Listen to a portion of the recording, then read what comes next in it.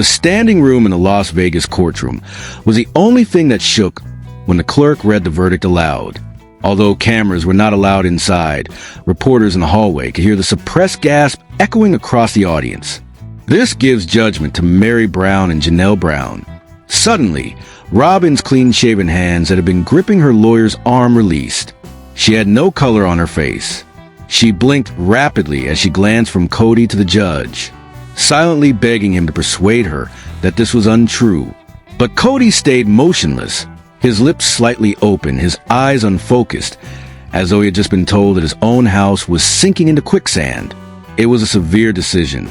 The court found that the $1.2 million Flagstaff mansion and other real estate deals Kody made to Robyn were fraudulent conveyances meant to prevent Meri and Jenelle from obtaining assets when they asked for their share. Hi there, everyone. Welcome back to TLC Flicks, my channel. Don't forget to give this video a positive rating. The judge ordered the residence to be seized and liquidated, and Meri and Jenelle were given the proceeds forthwith. Robyn's labored breathing reverberated across the courtroom as reality struck in. Her house was gone. Her financial lifeline was gone. Furthermore, Meri's reputation would be publicly ruined if the rumors spread by her lawyer were true. A moving truck outside Robyn's mansion was used for the eviction, the surprising location that inhabitants of Flagstaff witnessed 2 weeks later. She was crying as she gave the movers directions while standing on the driveway in a big jacket and leggings, her hair tied back in an unkempt bun.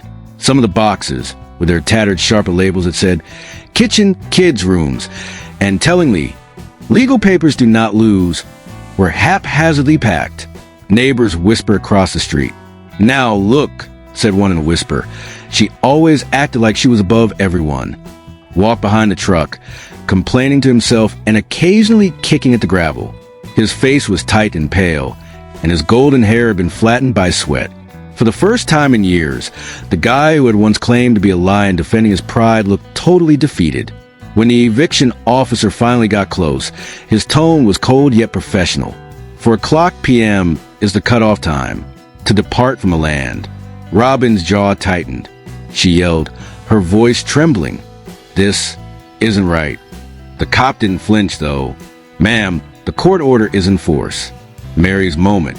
300 meters away, Meri was sipping coffee at her newly renovated home while perusing the headlines on her phone. The Brown family's tantalizing adjustments made the news. In a court ruling, Robyn loses his mansion. A Sister Wives star faces eviction following a court defeat. The buzzing on Janelle's phone was hers. "Have you observed it?" Jenelle sounded almost glowing. Meri grinned mischievously and sat back in her chair, adding, "Oh, I saw it." Robyn controlled Kody's emotions and their fortune, whereas Meri had been humiliated for years by being marginalized in her own marriage. For the first time in a decade, the roles were suddenly inverted. Meri said that she thought she could bury us beneath her false tears. She's crying now. Actually, disintegration of Kody. The eviction broke something inside Kody. Friends noticed him driving around at odd hours. Flagstaff wandering around, parking outside eateries but never going inside.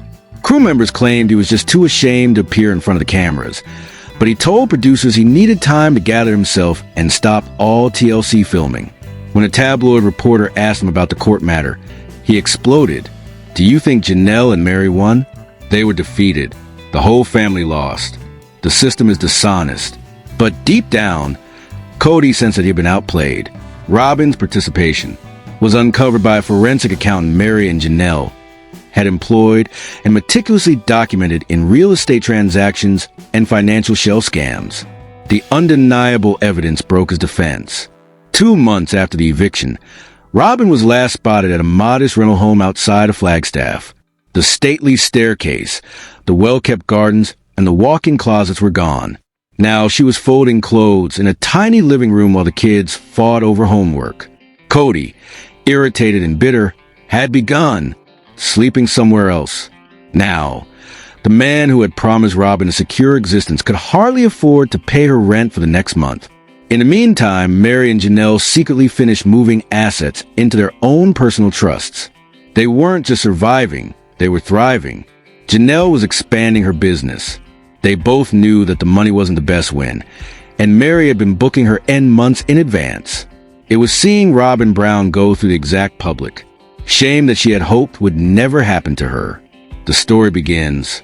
3 weeks after the eviction, Robyn was hunched over her laptop in the apartment's dark kitchen. Empty coffee mugs that looked like tiny porcelain soldiers were all around her. The eyes were red from hours of crying and staring at the screen. On the table was a yellow legal pad with wild scrawls on it. A defamation lawsuit. Make people aware of Meri's secrets. Jenelle has dirt on her. Utilize the TLC. Agreement. Kody came in with his hair still disheveled and the same hoodie he had been wearing for days. Robyn, what's all this? His voice was rough as he whispered, but Kody just scratched his temples and groaned. It's how we fight back, she said. We won't sit here and watch Meri and Jenelle dance on our tombs. I will ensure that the people is aware of their true selves. This is precisely what they want, for us to become desperate and stupid, the way the media ignored Kody's. With caution, Robyn reached out to a moderate gossip blogger she had met during her press visits for TLC. The blogger offered her an exclusive, empathetic essay in exchange for her quotes. 2 days later, the headline read, Robyn Brown speaks out. She was once called family, but Sister Wives betray her. The report said that Robyn had accused Meri and Jenelle of conspiring for years to ruin her marriage and reputation. And she said she had been the target of jealousy for decades, with the intention of... She made references to sinister facts about both ladies, but did not elaborate, implying that the vague accusations would raise public suspicion. The concept seemed to work for 48 hours. There were a lot of heated conversations on social media. A handful of loyalists defended her. However, Meri had stayed silent after the expulsion and had not responded to the retaliation until now. She went live on Instagram wearing a blazer that read, I came to win, with her hair perfectly styled. Is Robyn interested in? To talk about treachery? Meri began in a glass-cold voice. Over the following 30 minutes, Meri methodically dissected Robyn's claim, showing text exchanges in which Robyn begged Kody to act fast before they discovered him, as well as actual receipts that demonstrated Robyn's involvement in the property transfers. That's fine. Let's talk. Meri concluded that I had not destroyed Robyn's life. She destroyed her family because she believed that greed was more important than family. Own. The live broadcast gained a lot of popularity. Within hours, hashtags like hashtag Meri wins and hashtag Byron gained popularity. The public's response when Robyn awoke the next morning. Instead of supportive responses, her phone was erupting with obscene memes and angry direct messages. A TikTok featuring Robyn feigning to cry on a prior Sister Wives show went viral when she lost a house she had stolen. Her former sponsors who had given her free stuff surreptitiously stopped corresponding with her. Her post didn't seem to get as much attention on TLC's social media channels as those of Meri and Jenelle. Kody was enraged. I told you not to nudge the bear, he shouted. You have now portrayed them as saints and us as liars. Robyn's failure to receive an invitation to a public charity event with keynote speakers Meri and Jenelle was the ultimate embarrassment, adamant about maintaining her dignity. Everywhere you looked there were cameras. Microphones caught Meri smiling as she approached them. The audience laughed as he said, Oh, look. The eviction tour continues. The voice echoed in Robyn's ears like a slap, and she froze. She found the reality she had been avoiding and rushed back to the rental before the speeches began. Her plan of retribution had not hurt Meri or Jenelle. Her reputation had been irreparably tarnished. On a Tuesday morning, the email reached the silent assembly. Contract review urgent was the subject line. To put simply, Robyn and Kody were told to report to TLC's Flagstaff production office for a private meeting. The air in the conference room was heavy. A network executive named Dana, who was sleek, direct, and totally unfazed by Kody's usual charm, passed the document across the table. Robyn's expression faltered as she began, We've been evaluating the show's direction. Viewer sentiment has changed significantly over the past year. To be honest, Robyn, you're now the most hated cast member on Sister Wives. She yelled, her voice already breaking. That's unfair. The numbers don't lie. regardless of the reasons. Advertisers know that when you are heavily featured, your ratings go down, and when you are absent from an episode, they go up. The conclusion was harsh. Robyn's total removal from TLC was being considered, either by fading her out in the middle of the season or by giving her a brief farewell arc. Dana interrupted her, saying, "Jenelle and Meri are spreading lies." As soon as they got back in the car, Robyn started crying and said, "They want to get rid of me." Kody's knuckles turned white as he clamped down on the steering wheel and yelled, "I'm done too if they cut you." But reality was getting to him. And if the show didn't go on, they would lose their last reliable source of income. That night, he called Dana and said, "Hey, you hurt me and you hurt Robyn. We offer a package." Dana responded harshly, saying, "We might then cut the package." A week later, TLC's legal department offered Kody a private deal if he agreed to record without Robyn and instead reestablish his relationships on camera with Meri, Jenelle, and Christine. They wanted to keep him on the show, and Kody's redemption story was a TLC plot gem. It was a betrayal disguised as a payment for Kody, and when he showed her the document, Robyn's face turned white.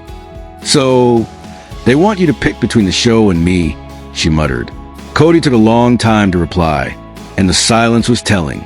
Meri's quiet power move. Meri, who heard about TLC's plan from producer friend, didn't boast in public, but she posted an enigmatic Instagram photo of herself standing on her porch with the caption, "Some things just work themselves out." After fans tagged her in thousands of comments, speculation took over the comment section, and Robyn couldn't ignore the rumors. Peak 2 nights before Kody's contract decision was due, Robyn paced the living room, crying. "You're telling me that if you accept that deal, I was just a prop for your career?" she yelled. "And we'll be broke in 6 months if I don't accept it?" Kody fired back. As the argument went back and forth until midnight, Robyn realized for the first time since their marriage that she might lose him. Not to another wife, but to the cameras that had previously given her a sense of invincibility. On the day of the decision, Kody sat at the kitchen table with the contract in front of him, the sun just rising, and the rental's air seemed to be holding its breath. Robyn sat opposite him, her hair still damp from the shower and her eyes swollen from yet another sleepless night, saying, "You don't have to do this." "Yes, I do," Kody said in a flat voice, picking up the pen. "Not with Robyn." Until Robyn suppressed gasp. TLC's declaration. TLC wasted no time, and within 48 hours a news announcement appeared on all entertainment websites. Kody Brown to reconnect with former wives as TLC renews Sister Wives for an exciting new season. The only sound in the room was the scratch of the ink. "You just took advantage of me to get a paycheck." Kody didn't raise his head. "I sold out of both of us to ensure that we wouldn't be eating ramen for a year." Was not one of them. On entertainment shows, videos of Robyn's recent depressing interviews and Kody's awkward smile next to Meri and Jenelle from past seasons were shown side by side, creating a stark contrast. Jenelle and Meri's triumphant lap. Meri and Jenelle took center stage during TLC's first promotional shoot, which took place at Meri's Inn. They were seen laughing together while sipping coffee and browsing through photo albums on the porch, and Meri smiled when a reporter asked her about herself. "Working with people who value the family is pleasant," she said, recalling her experience filming with Kody once more. "The focus on people was a silk wrap razor blade." Jenelle went on, "And it's good to know the show's focusing on the real history, not distractions." Everyone realized that Robyn was a distraction, and when she tried to react with an Instagram video taken from her car, she yelled, "They're rewriting the truth. They are trying to get rid of me from the story of the family." In the first episode of the new season, TLC was very clear about their editorial decision when the new season debuted. As lively music played, Kody walked into Meri's Inn and gave her and Jenelle hugs. However, the comment section was overrun with gifs of popcorn, laughing emoticons, and reminders of her court defeat rather than sympathy. The cries seemed to wear out even her surviving fans. Showed Robyn alone in her rental, silently staring out the window. The ratings went crazy. Social media was overrun with posts from #TeamMeri and #Team Jenelle, and jokes about #Perroin became commonplace. Somewhere in her tiny rental house, Robyn realized that After years of believing she was the queen of the Brown family, she was now just a supporting character in someone else's happy ending. The opening scene of the current season took place in the attorney's office. Situated not in a cozy family room but in a contemporary downtown Flagstaff law office, and seated opposite Vanessa Cortez, a lawyer who was sharp, audacious, and clearly suspicious of her client, Robyn put the TLC News release on the table and said, "They can't just cut me out. I worked on this show for years." Vanessa's fingers were steepled. "Constructively, sure they can," she said, but she leaned forward. Maybe. We have a case if you can prove that you're." Robyn's eyes brightened. Jenelle and Meri, they have been conspiring for years. The danger. Within a week, Robyn threatened to sue TLC, claiming emotional distress, unlawful deportation, and slander, and TLC officials received a thick envelope stamped legal notice. She was also prepared to release a wealth of behind-the-scenes documents that detailed personal misconduct, stage scenes, and producer manipulation. Hit TLC headquarters like a bomb. Some executives wanted a low-key settlement. Others said she was bluffing. "Call her bluff," said Dana, the same executive who had iced her in Part 3. "If she decides to use nuclear force, we will retaliate." Kody's fury. When Kody found out about the case, he became furious. "My show is being sued. TLC is the only reason we aren't insolvent." He paced the rental's living room like a pet in a cage. Robyn's tone wavered. "Bad. You let them, too." Kody hit the counter with his fist. "You're going to ruin our last remaining lifeline with yelling, accusations, and threats of divorce." It was the most ugly argument they had ever had in their marriage. As a counter move, neighbors told reporters that they heard glass breaking and shouting that night. Meri and Jenelle went into full PR mode, emphasizing transparency and truth-telling in a joint interview with People magazine. Program. "We've had enough drama without causing it," Meri said, clearly referring to Robyn's lawsuit. "We've made progress," Jenelle added. "Some people can't seem to make it happen." Although the narrative presented them as resilient survivors, Robyn came out as bitter and unappreciative, speeding up Robyn's deposition, which led to the deposition accident. The lawyers for TLC called her bluff. During her testimony, she was forced to admit that many of her unfavorable remarks about Meri and Jenelle were supported more by her personal suspicions than by hard evidence. Even worse, the network's lawyers showed unseen text exchanges from producers that showed Robyn had asked for certain scenarios to be set up to make her seem sympathetic, undermining her claim of manipulation. The legal team left the deposition, almost smiling. The public's downfall. There was a leak of the deposition. The tabloids carried the following headlines. Robyn Brown's TLC case falls apart. Exaggeration under oath was discovered overnight. What remained of her fan base disappeared. The sponsors who had given her unspoken support departed. Even some of her extended family members stopped returning her calls. Kody became so ashamed and angry that he began to spend nights away from the property. When there were rumors that he was sleeping in a guest room at Meri's Inn, social media went into overdrive. The finale marks the end of the season.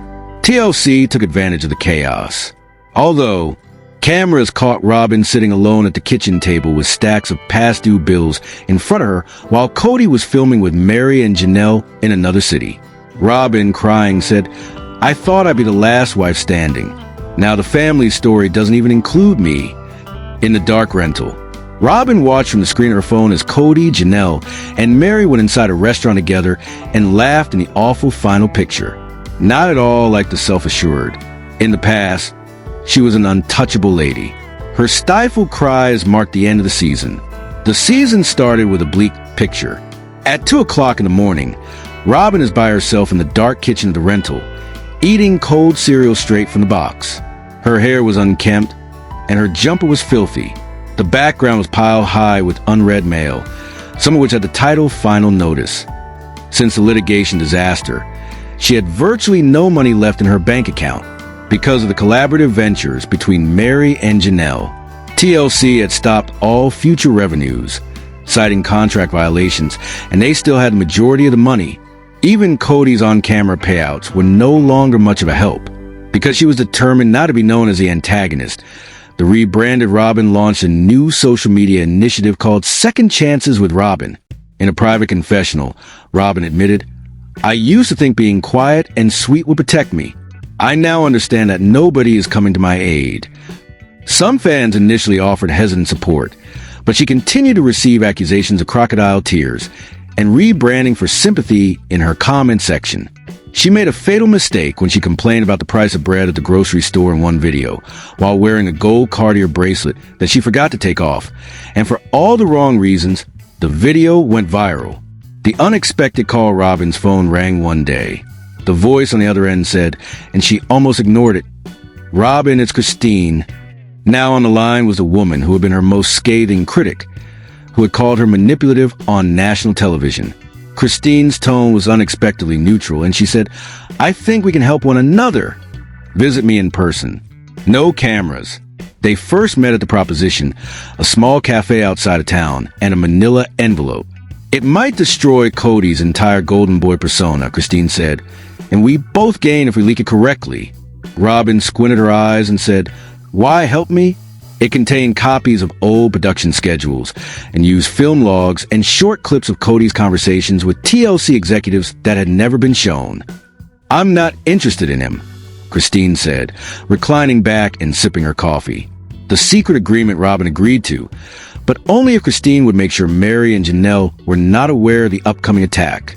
Over the course of next month, the two met covertly and exchanged old receipts from their own archives, and Robyn was amazed by the amount of dirt Christine had, including evidence that Kody had reprimanded crew members, made fun of his own children off camera, and even tried to have family members removed from contracts in exchange for more personal compensation. One night, while she was going through papers, Robyn whispered, "This is nuclear." Christine Grant, exactly.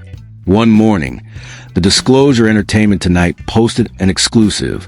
Videos of Kody Brown's explosive off-camera behavior were leaked by Sister Wives. They showed Kody yelling at a producer, insulting one of his children, and making fun of Meri's. The videos quickly went viral. Fans around the world were shocked. The hashtags #BrownFamilyTruth and #KodyExposed gained popularity. TLC quickly tried to mend the damage. Even if Meri and Jenelle publicly split from Kody, the damage had already been done.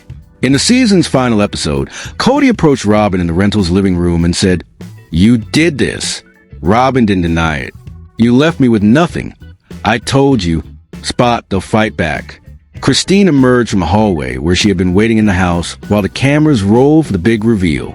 Robyn and Christine exchanged a knowing look as the season ended with a close-up of Kody's face, which was equal parts realization and wrath. TLC executives gathered in Los Angeles, the show's ratings having skyrocketed due to Season 3 leaks, and they clearly wanted blood. "We don't just give the fans closure, we give them a spectacle they'll never forget." Dana, the CEO who had removed Robyn in Season 2, told the crew, and the request's mandatory filming was the carefully worded invitation. The concept was simple but deadly. A host would encourage Kody, Robyn, Meri, Jenelle, and Christine to share everything at the multi-day filmed reunion known as the Brown Family Truth Summit. Robyn's hand was shaking as she read her letter 3 times. "It's a trap," she whispered, and Kody simply grunted, "We're done if we don't show up." Meri and Jenelle sensed another victory lap and didn't hesitate. Christine hesitated for about 10 seconds before accepting, knowing she could give Kody the death shot on video. The setting is set up. The Truth Summit took place in a massive, lavish resort in Sedona. "At least we get paid this way. We're here to either burn the bridge or clear the air," said host and unyielding investigative journalist Lee Foster, as the main area was set up like a cross between a boxing ring and a therapeutic circle, with cozy chairs and soft lighting, but cameras everywhere, including overhead rigs to capture every little expression.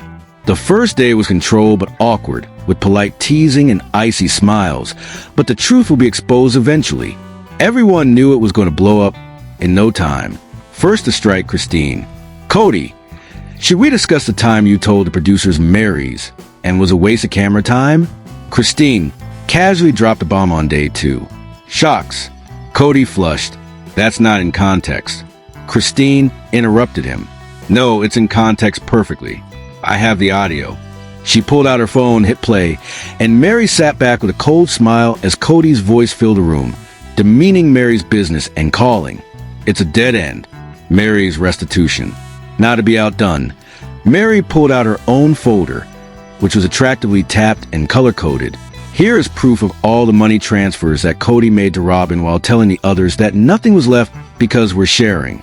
As she read the numbers aloud, Robyn writhed and looked at Kody, who appeared to want to sink into the chair. The presenter, Lee, leaned closer. Robyn, were you aware that the rest of the family wasn't aware of these transfers? Robyn's tone wavered. I didn't think I had the right to question it. The microphone picked up Christine's sardonic sneer. By the final day, the detonation civility had disappeared. Jenelle criticized Kody for using loyalty as a weapon and for dividing wives against each other. He is a man who can't lead without destroying what he's leading. Christine claimed that, feeling cornered and desperate, Robyn tried to control Meri by saying, "You were cold to me from beginning." The exit, the season's last scene, was chaotic, with Kody tearing off his microphone and rushing out, slamming the lodge door so forcefully that the cameras trembled. Meri, Jenelle, and Christine stood together, almost laughing, as Robyn ran after him, crying. "Cold because you came in with a knife and a smile," Meri interrupted. Lee had to get up and physically separate them as the yelling got out of control. This was TV gold, and producers dared not cut. TLC teased the aftermath. The following season, after the credits, the sheriff's visit and the crunch of tires on the icy driveway broke the still winter morning at Robyn's rental. She expected a delivery truck and peered through the blinds to see the county sheriff's SUV arrive and two uniformed policemen get out. They held a court order, its official seal shining in the cold light, and they had no intention of talking. Mrs. This, the voices of the children inside echoed down the hallway. Robyn Brown's hand started to shake when she realized that the cameras were already rolling and that TLC had been following her for days. Property is being repossessed with immediate effect. Robyn Brown, you must leave today. Her mouth fell open in shock. No, this isn't possible. I appealed. An officer shook her head. Yesterday, the judge rejected it. Our purpose is to uphold the decision. Urgently into earpieces. The lawyer handed the final papers over the shining table, smiled and said, "It's official." The victory of Jenelle. And Meri and Jenelle were signing documents in a comfortable wood-paneled office across town while Robyn was in a hurry. The court gave you both joint ownership of the Coyote Pass plots and full legal control over the family's media royalties, which Kody gave to Robyn's LLC. Meri leaned back in satisfaction. Back, after being neglected for years. It feels fantastic to have the truth finally accepted. Jenelle hadn't laughed in months until now. The family has been run by Robyn, as though it were her own company. The last day of that is today. The courthouse was filled with reporters. Meri looked straight at the cameras and said without hesitation, "We're done being quiet." When Robyn packed her last bags into a rented pickup, the reporters had already arrived, causing a public outcry. Truck. The local news was lining the street, and neighbors craned their heads to watch. Kody appeared halfway through mayhem, his hair flowing in the wind and his eyes darting in his battered leather jacket. "This is harassment," he shouted at the reporters. "You're vultures." But when a reporter asked him, "Kody, is it true that the court convicted you and Robyn guilty of financial mismanagement?" he stopped. Robyn's expression collapsed. "They are twisting everything. Our only goal was to protect our family." She was observed groaning and wiping her eyes. "I've lost everything to them." The book offer Meri and Jenelle were discussing a joint memoir as they were driving away. The publishing house asked for a thorough account of the breakdown of the Brown family, along with financial records, personal letters, and behind-the-scenes stories. "Are you prepared for a lawsuit from Kody and Robyn?" At the first meeting, the editor remarked, "Give them permission," and Jenelle smiled. "The best thing is the truth." Defense. The women began compiling years' worth of receipts, including bank transfers, handwritten notes, and dubious PayPal donations to Robyn's business account. As they dug deeper, the evidence became more damning. In the privacy of Kody and Robyn's room, Robyn unloaded mismatched plates while sitting cross-legged on the floor of a tiny two-bedroom flat on the outskirts town. The air was heavy with suspicion and uneasiness. Kody was pacing near the window. They're watching us. They desire. They're waiting for us to make one mistake, so they can annihilate us. Robyn's voice trailed off. Kody is already with them. He spun about her. You're not allowed to blame me for this. That night, they argued till the walls shook and the noises echoed into the cold night. Producers were told by Robyn's neighbors that they could still hear her crying long after the shouting stopped. The ongoing battle. Robyn, Kody, Jenelle, and Meri were all in the same studio for the first time since the decision. TLC arranged a special live reunion program. As soon as the lights came on, the tension was apparent. Meri looked across at Robyn. You used Kody to take control and push us away. You stole from your own family. The court now agrees. Robyn's expression went white. I love this family very much. I was trying to keep it intact. Jenelle cut in. Keep it safe. You used it up entirely. Live conversation online became popular. Hashtags like #RowanExposed and Team Meri Jenelle were trending for hours. By the time the credits rolled, it was clear that the reputations of Kody and Robyn were in shambles. Please share your thoughts in the comment section below and subscribe to our channel to receive future updates of this kind. Many thanks to all